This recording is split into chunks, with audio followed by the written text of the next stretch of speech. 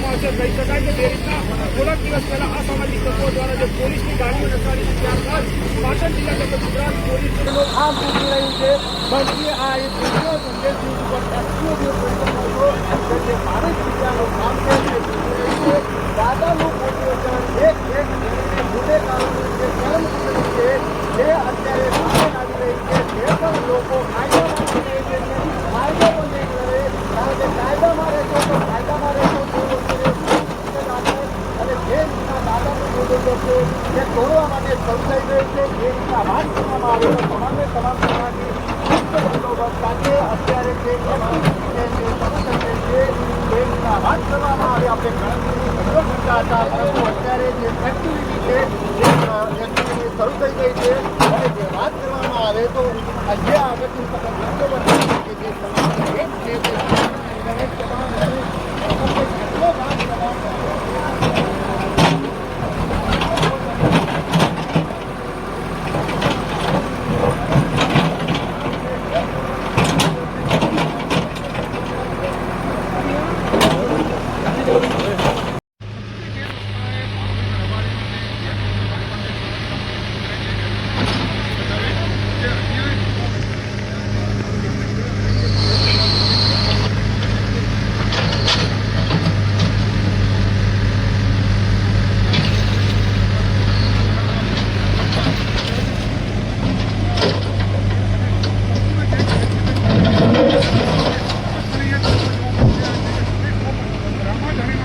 કામગીરી ચાલી રહી છે, કેટલું ગેરકાયદેસર બાંધકામ હતું?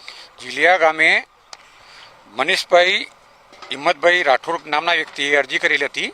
અરજી કરતો અમોએ આ જગ્યાની કુલ સર્વે નંબર 166 છે, જેમાં 3 હેક્ટર 8 ગુંઠા 29 ચોરસ મીટર જમીન હતી, જેમાંથી 0.71 10 ચોરસ મીટર જમીન દબાણમાં મળેલી છે। આજે એના માટે અમે 4/11/2025ના રોજ માપણી માટે ગ્રામ પંચાયતે ફી ભરેલી હતી અને 10/11/25ના રોજ આ જગ્યાની માપણી થયેલ હતી અને 20/3/2025ના રોજ આજ સવારે માપણી સીટ મળે અને હદ નિશાન નક્કી થઈ ગ્રામ પંચાયત દ્વારા દબાણની કાર્યવાહી ચાલુ કરવામાં આવેલ છે।